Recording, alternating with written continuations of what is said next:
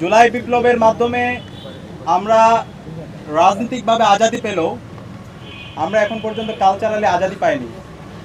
বাংলাদেশে স্বাধীনতা পরবর্তী বাঙালি জাতীয়তাবাদ নামে আমাদের উপর ব্রাহ্মণ্যবাদী যে সংস্কৃতি, কলকাতায় যে সংস্কৃতি চাপিয়ে দেওয়া হয়েছে এবং সেই সংস্কৃতির মাধ্যমে ইসলামের যে সিম্বলগুলো আছে সেগুলোকে কর্নার করা হয়েছে, সেগুলোকে ক্রিমিনালাইজ করা হয়েছে, সেগুলোকে প্রবলেমাটাইজ করা হয়েছে এবং তার প্রতিচ্ছবি গত 5 দশকে আমরা দেখতে পেয়েছি।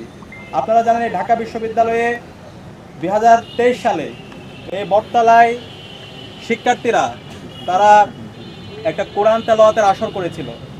কোরআন তেলাওয়াতের আসর করার পরবর্তীতে বিশ্ববিদ্যালয় প্রশাসন শিক্ষার্থীদেরকে শোকজ দিয়েছিল এবং পরবর্তীতে শিক্ষার্থীদেরকে বিভিন্নভাবে হ্যারাসমেন্ট করা হয়েছিল, সেটা আপনারা জানেন। তো আমরা শিক্ষার্থীদের ম্যান্ডেট পেয়ে বিজয় আসার পর আমরা আশ্বস্ত করতে চাই, বাংলাদেশে এইভাবে যে ক্রিমিনালাইজ করার রাজনীতি, কর্নার করার রাজনীতি, ইসলামের সিম্বলগুলোকে যে আদারিং করার রাজনীতি, সেটা আর চলবে না। কালচারাল ফেসিজম চলবে না।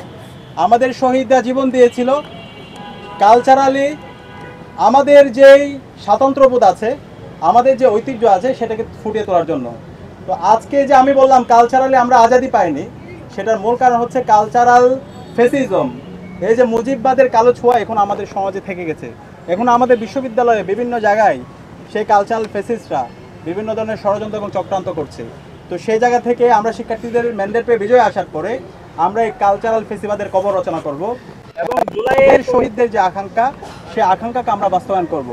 আমরা যদি আমাদের নতুন কালচার নির্মাণ করতে চাই এবং বাংলাদেশের যে সমৃদ্ধ কালচার সেটাকে যদি আমরা নিয়ে আসতে চাই, অবশ্যই আমাদের জুলাইয়ের যে শহীদদের আকাঙ্ক্ষা, জুলাইয়ের যে শহীদ তাদের স্মৃতিগুলো আমাদেরকে নিয়ে আসতে হবে। এবং গত 1 বছর জুড়ে আমরা সেই কাজগুলো করার চেষ্টা করেছি। আমরা শহীদ পরিবারের কাছে গিয়েছি, আহতদের কাছে গেছি, তাদের স্মৃতিগুলো শোনার চেষ্টা করেছি।